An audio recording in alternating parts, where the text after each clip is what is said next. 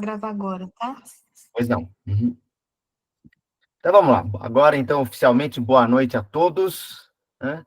E vamos começar aqui a nossa segunda aula de biologia animal, né? E nós vamos partir de onde nós paramos na aula passada, que foi nesse slide aqui. Então, eu vou voltar ele do começo. Lembram desse slide, quando nós falamos de seres vivos e de células? Sim ou não?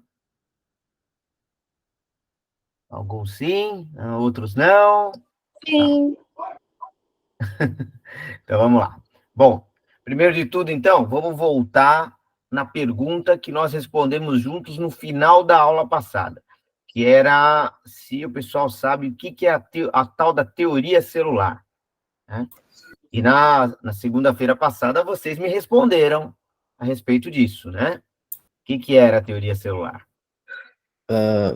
Era algo voltado para a teoria dos seres vivos que têm células. Isso, todos têm células. Também vamos ver aqui, a Fernanda também levantou a mão aqui. Pode falar, Fernanda. É a teoria de que todos os seres vivos são formados por células. Isso, todos os seres vivos são formados por células, né? Menos os vírus. Isso, exatamente. A exceção são os vírus. Por quê? O vírus é aquele negócio, é uma informação genética ali, um DNA ou um RNA, né? Envolto numa cápsula de proteína ali, e só, né? Sem organelas, sem nada mais, né? Então, o vírus, ele não consegue desenvolver, trabalhar o seu metabolismo, vamos assim dizer, né? Sem uma célula hospedeira, né? Então, o vírus estaria fora aí do negócio da teoria celular, que é onde estão todos os outros seres vivos, né? As plantas, os animais, as bactérias, os fungos, os protozoários, todos eles são compostos por células, beleza? Ok. E quando a gente junta um grupo de células iguais ou muito semelhantes, o que isso forma? Tecidos. Opa, eu vi alguém falando lá no fundinho, um tecido, né? Exatamente, forma um tecido, perfeito. Né? E o conjunto de tecidos? Órgãos. Os órgãos, né? Então, você tem lá, os tecidos, eles são especializados, né?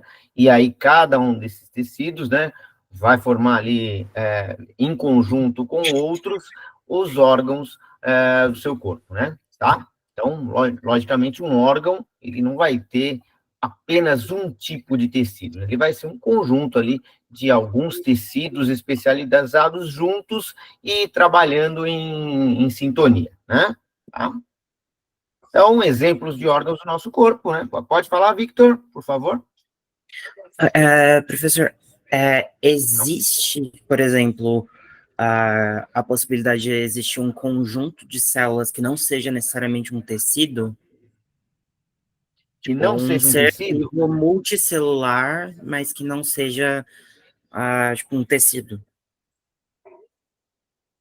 É possível. Um agrupamento de células, por exemplo, uma colônia de bactérias, vai ser um exemplo de multicelularidade. Você vai ter lá milhares de células juntas formando uma colônia, né? O que muda é que, no caso das bactérias, cada célula é um indivíduo, né? Então, eles vão formar uma colônia, mas não deixa de ser um agrupamento de células, tá? Respondi? Era mais ou menos essa a sua dúvida?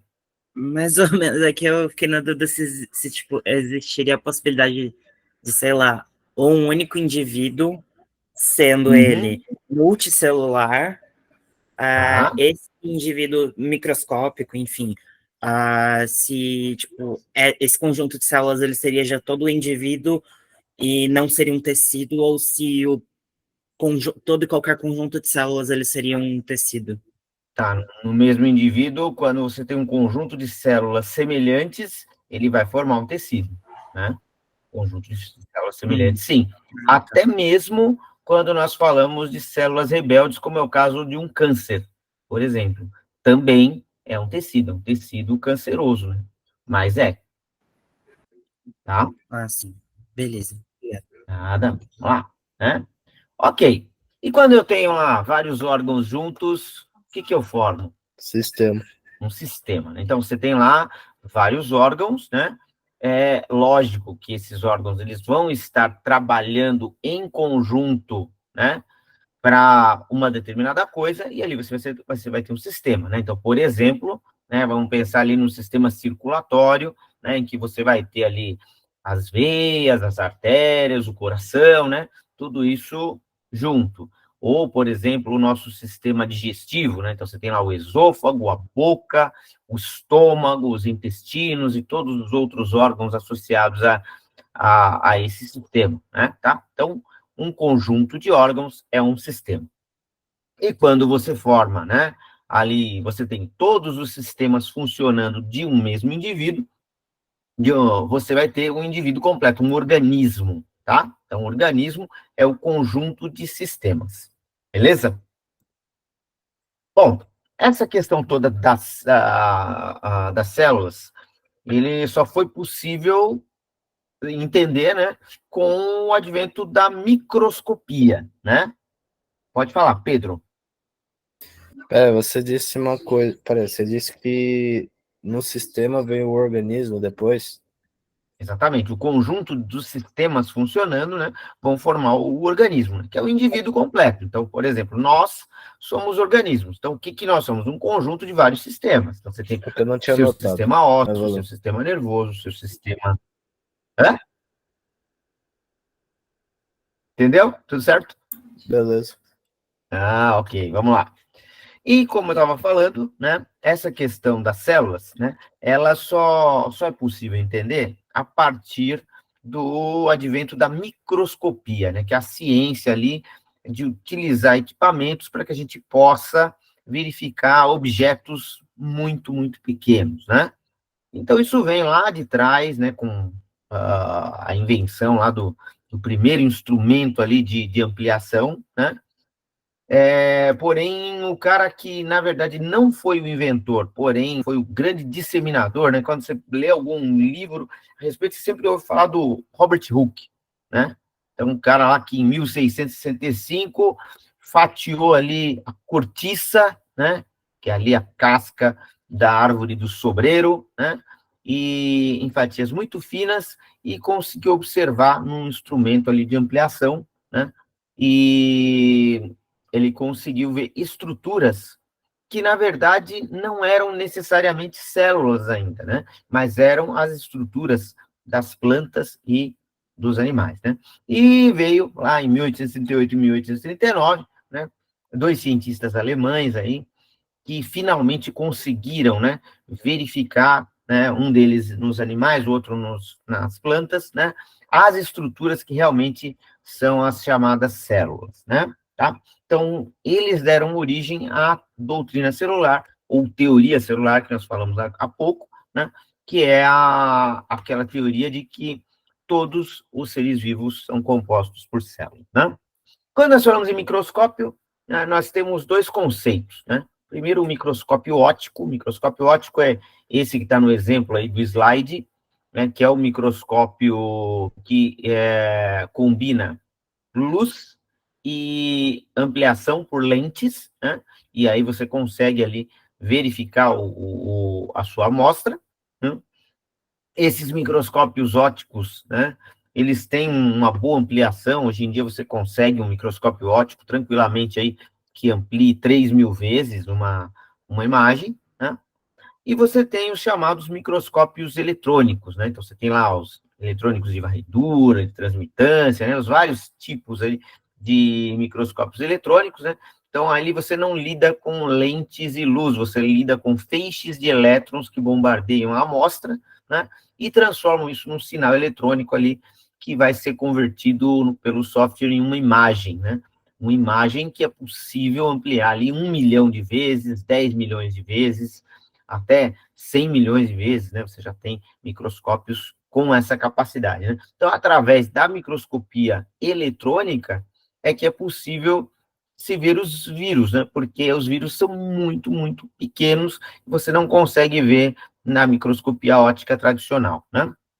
Para a gente entender um pouquinho o que são, né? Qual que é a dimensão aí de todas essas coisas tão pequenas, nós precisamos entender um pouquinho da chamada análise dimensional, né? Olha aí, o Victor falou aqui, ó. A gente consegue ver até átomos já em aparelhos específicos, né? De microscopia eletrônica, né? Ok. Então, para isso, nós vamos entender ali a análise dimensional. Então, quem por acaso tiver aí do lado uma régua, pega a régua ali e dá uma olhadinha, né? Você vai ver que a sua régua de 20 centímetros, de 30 centímetros, ela tem ali aquele tracinho pretinho, né? Que é 1 milímetro, certo? Então, isso aí, normalmente, a grande maioria das réguas vão ser a divisão em milímetros, né? Então, tracinho ali, um tracinho representa 1 milímetro, né? Se você pegar esse 1 milímetro, esse tracinho pretinho aí da sua régua, e dividir ele por 1000, você vai chegar numa unidade que é o micrômetro, que é essa que está aqui, ó. 1 micrômetro, 1 micra, né? Tá? E representa, então, 0,001 milímetro, né? Para a gente ter uma ideia sobre o micrômetro, um fio de cabelo tem uma espessura de mais ou menos em torno de 80 até 100 micrômetros, que é mais ou menos também a mesma espessura da pintura de um carro, tá? Então, dá mais ou menos isso aí, né? Só que se você pegar esse micrômetro, né, que é a milésima parte ali do tracinho da régua, e dividir por 1000 novamente, você vai chegar aqui no nanômetro, né? Nanômetro que dá origem aí a todas aquelas histórias sobre nanotecnologia, né? Então, o que é isso, né? Nanotecnologia, né? A tecnologia dos materiais em escala nanométrica. Então, o que é o nanômetro? Um nanômetro é a milésima parte de um micrômetro, que é a milésima parte do milímetro, né? E é possível ainda conseguir algo ainda, uma verificação ainda menor, né? Que é de 1 angstrom, né? Que é esse símbolozinho que está aqui, o Azinho com o símbolozinho em cima aqui, né? Então, 1 angstrom é igual a 0,1 nanômetro, tá? Armstrong. Angstrom, né? Armstrong. Angstrom, vou escrever aqui no chat, ó. Angstrom. Tá? Vamos lá. Bom, continuando, né, ó. As células, elas podem ser de 2 tipos, né? Elas podem ser procariontes e eucariontes. Quem aí já estudou esse conceito de procarionte e eucarionte? Opa! Ó, várias pessoas. Então, alguém vai falar para mim aí qual que é a diferença. Pode falar, Beatriz. Não, Não sei se pode falar. Procariontes são células que não têm um núcleo definido, não são organizadas, tem algumas coisas faltando nelas. É que eu não lembro tudo agora, mas. Tá. Mas é esse caminho mesmo, né? Perfeito, né? Beatriz, que tinha levantado a mão, o que você tem a dizer sobre? Professor, foi sem querer, mas eu posso complementar o que o Pedro estava falando. Então vai, pode complementar. A gente falou sobre isso na última aula e fala, como o Pedro falou, eucarionte tem um núcleo organizado, o procarionte não tem um núcleo definido. O procarionte, ele faz a síntese de proteína, que seria com os ribossomos, que só tem no procarionte. Eucarionte faz mitose e meiose, base das Então, células animais e vegetais, enfim. Vamos lá, não, tá certo. Algumas coisas estão certas, teve algumas pequenas incorreções aí, mas vamos ajustar aí o conceito, ó. A procarionte também não tem mitocôndria, né? Procarionte, o principal ponto é que ela não tem núcleo definido, né? Então, olha aqui no desenho, esse desenho que tem aqui, ó, é uma bactéria, né? Então, a bactéria é um ser procarionte, ó. Dá para ver aqui, ó, que o núcleo dele é todo espalhado, né? Então, toda a informação genética está aqui espalhada. Então, não tem um núcleozinho definido, né? Sobre aquela questão da proteína, o que acontece? A procarionte, ela tem bastante ribossomo, né? Então, ela produz proteína, né? Mas ela não tem as outras organelas, tá? Mas o ponto principal e focal para a gente saber ali a diferença de procarionte e eucarionte é núcleo definido, tá? E não definido. Então, procarionte não definido. Já a eucarionte, que está aqui, ó, como é o caso, por exemplo, da célula humana, né? Então, os animais são eucariontes, né? Então, ele tem um núcleo muito bem definido, que está aqui, ó, em roxinho aqui, ó. E o que que é? O que que faz com que esse núcleo seja definido? Uma membrana nuclear, né? Chamada de... Como é que chama a membrana nuclear? Nucleolo?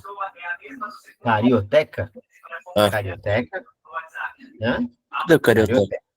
Carioteca, né? Então, a membrana aqui que define o núcleo. E a célula eucarionte tem uma porção de estruturas diferenciadas aí no citoplasma da célula, cada uma dessas estruturas com um tipo de função, né?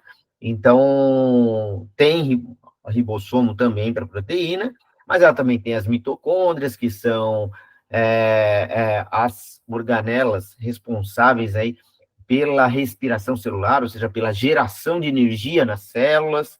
Você tem o complexo golgiense, retículo endoplasmático, centríolos, lisossomos, né? Então, isso nós não vamos ver hoje, nós vamos ver um pouquinho mais para frente o conceito disso, né, da célula animal, né? Mas já é um spoiler aí sobre esse assunto, né? Então, organelas são essas pequenas estruturas especializadas dentro da célula e que cada uma dessas estruturas tem ali uma função específica, tá bom? Beleza? Tudo bem? Ok. Então, vamos seguindo, ó. Aqui nós temos alguns exemplos, né, de desenhos de células, né?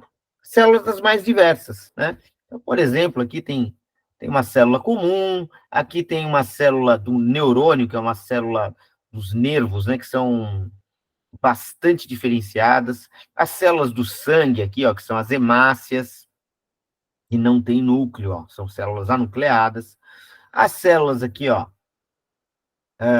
epiteliais, ou seja, da pele, é um exemplo, né? E aqui a gente tem uma célula de músculo. Células musculares, elas têm como característica ter vários núcleos, né? Tá? Então, cada célula aqui tem a sua especialização, né? Então, logicamente, um conjunto de cada uma dessas células especializadas forma um tecido diferente, né? É lógico que tudo isso parte inicialmente de células não especializadas, que são as nossas células embrionárias, né?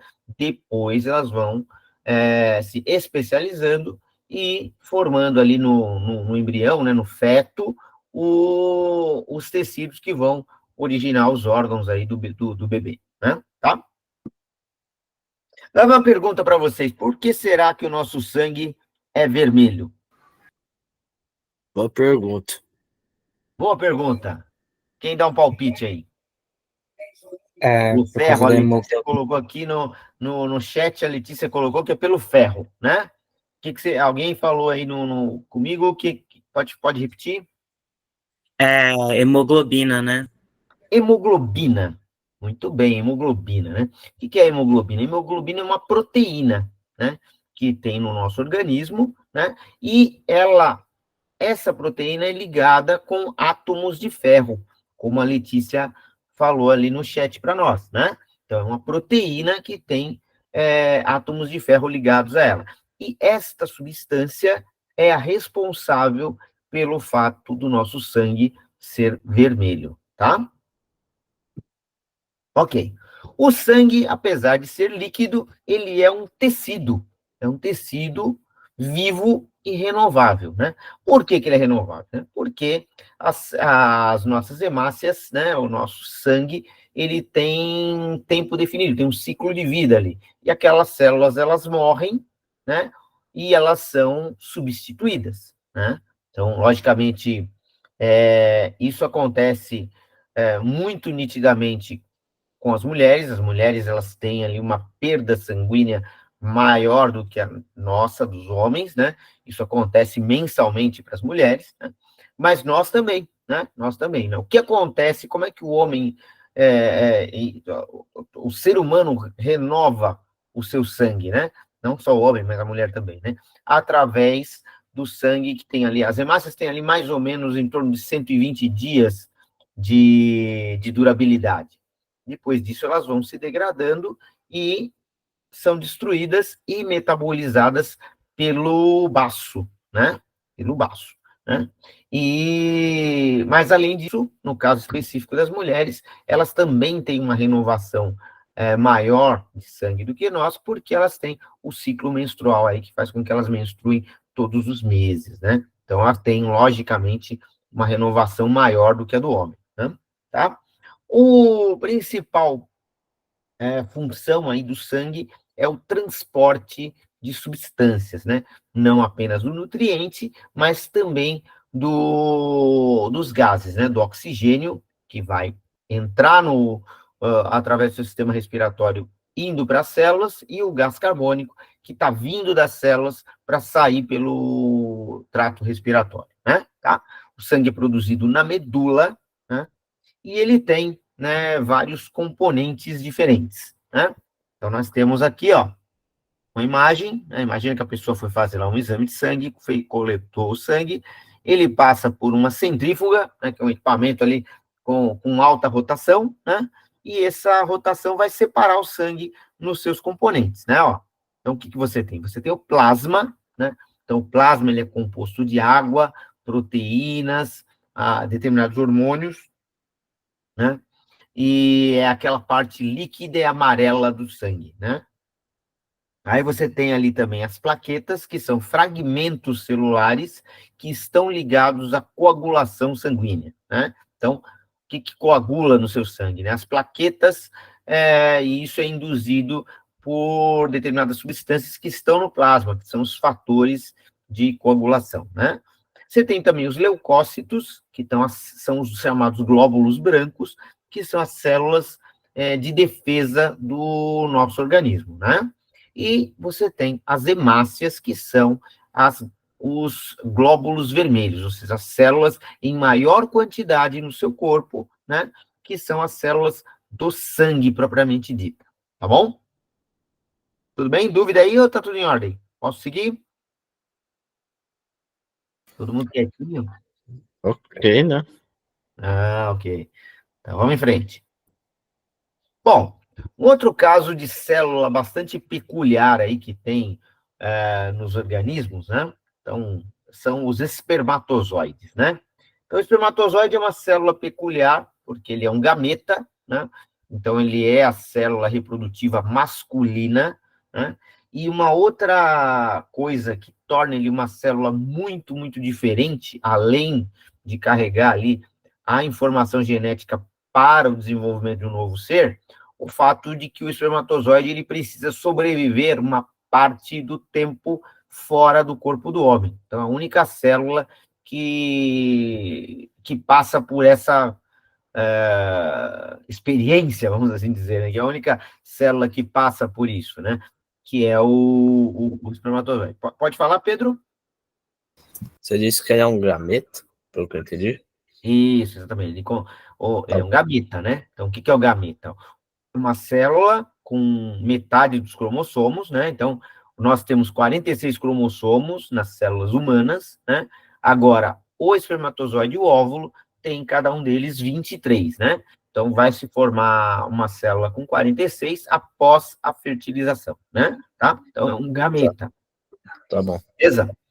E ele tem que sobreviver fora do corpo do homem, porque o homem ejacula no corpo da mulher e durante aquele período, né, da ejaculação até a fertilização,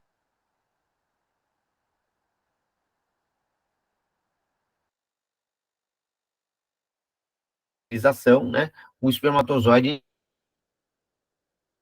E vamos entender o que é aqui, ó, como é que é o espermatozoide, essa célula tão diferenciada, né? Bom, isso que está aqui nessa imagem, aqui em lilás, o que é isso? Isso aí é uma amostra de um espermograma, né? Ô, Júlia, não necessariamente 23 cromossomos, células não, 23 cromossomos. O espermatozoide e o óvulo humanos têm 23 cromossomos, tá? Então, aí isso vai variar de acordo com cada espécie, né? No caso do ser humano, são espermatozoides e óvulos têm 23 cromossomos, tá? Então, é o caso do Homo sapiens. Não necessariamente de todos os outros animais, tá? Aí cada um tem um número específico. Beleza? Agora vamos lá. Vamos seguir aí com o que eu estava mostrando para vocês. Ó. Essa imagem é uma imagem de uma amostra de laboratório de um espermograma, né? Ou seja, uma análise feita com o esperma humano, né? Então, o que dá para ver aqui, ó?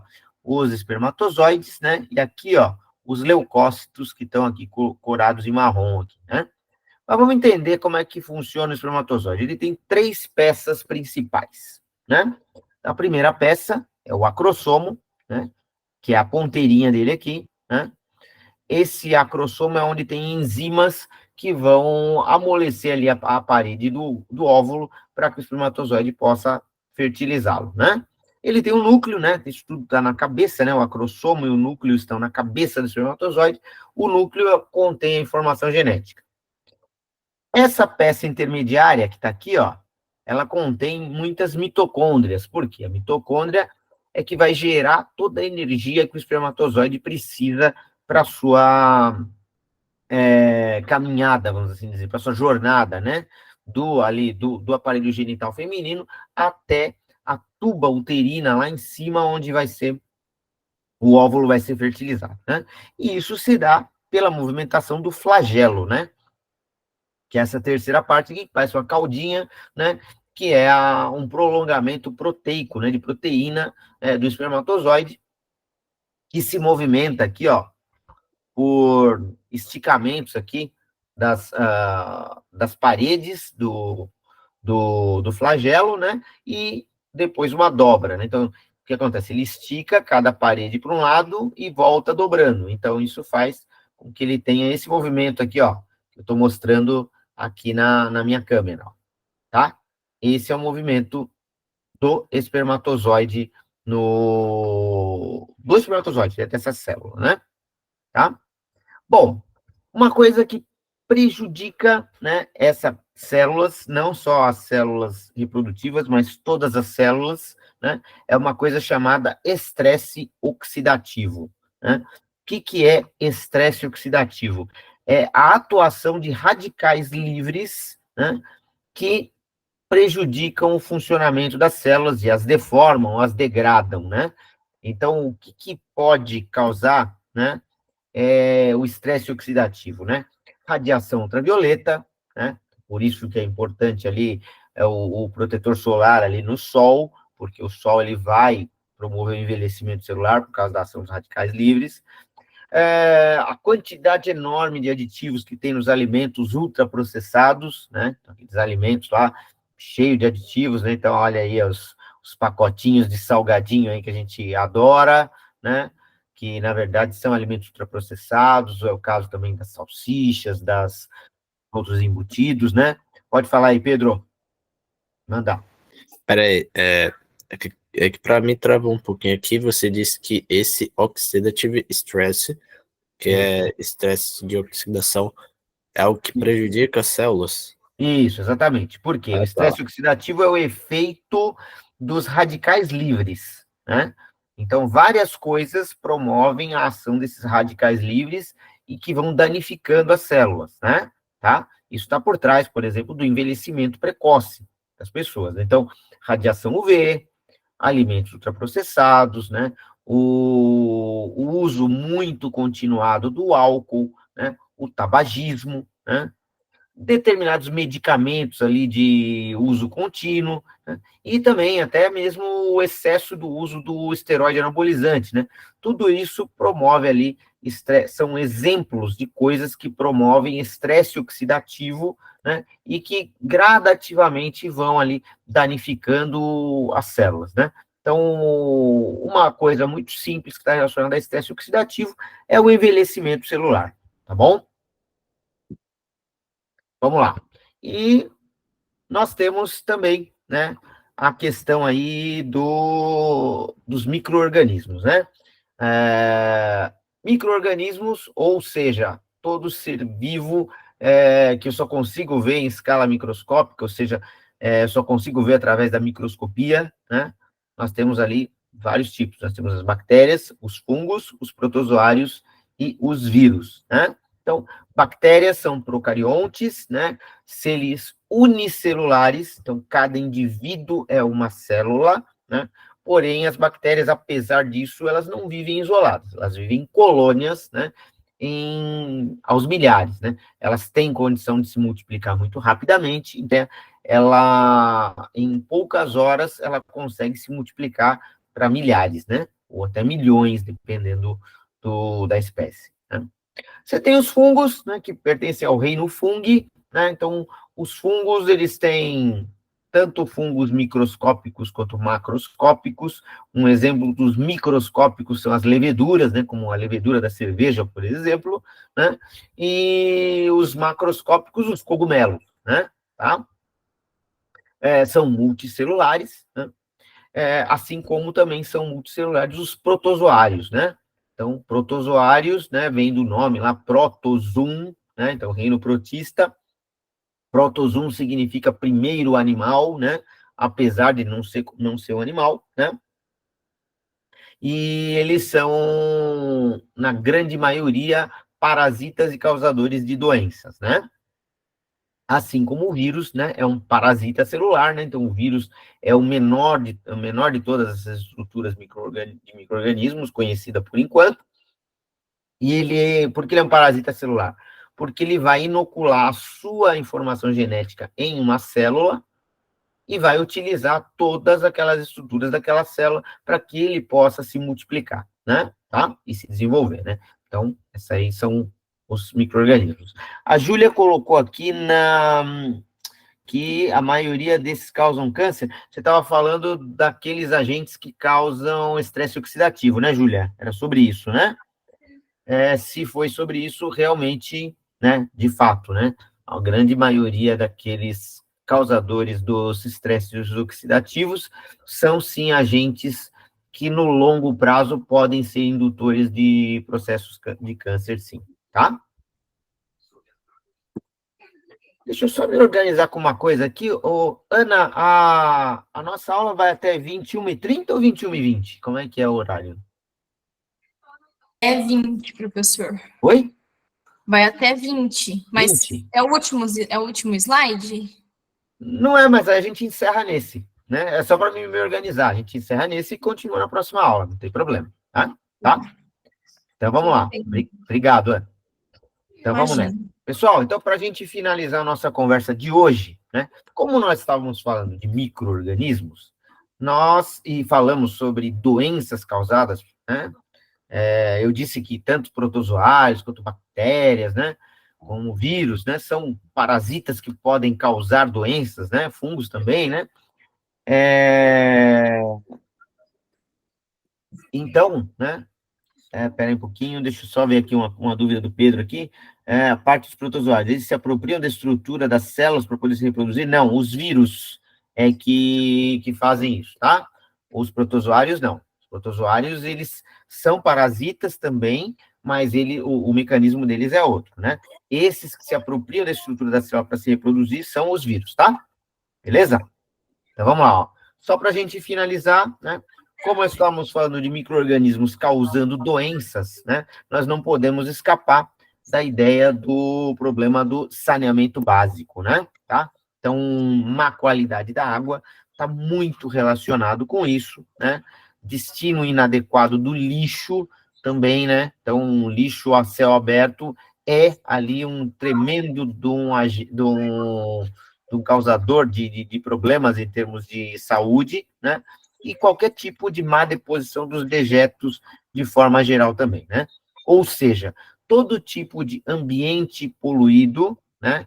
Que tem a ver com lixo, com contaminações, com má qualidade da água, ele traz enormes riscos para a saúde, né? E é claro que isso causa muitas doenças, tá bom? Então, por hoje, nós vamos finalizando por aqui. Na aula que vem, nós vamos continuar o nosso assunto e nós vamos começar a aula que vem entendendo aí qual que é a diferença entre vetor e agente etiológico. Vamos pensando nisso, na aula que vem a gente conversa a respeito, tá bom? Então, era isso. Dúvidas aí, pessoal, do que nós conversamos hoje? Tá tranquilo. Tranquilo? Então, tá bom. Então, me despeço de vocês por hoje. Boa noite a todos e a gente se vê na segunda-feira que vem, tá bom? Obrigada, professor. Muito obrigada pela aula, excelente. Depois, se você puder compartilhar com a gente também os slides da aula passada, para a gente disponibilizar para eles, tá bom? Tá. Na verdade, já foi, já estão. Já foi? Ah, já beleza. estão com o Jorge. Perfeito. Obrigada, viu? Uma ótima noite. Obrigado. Boa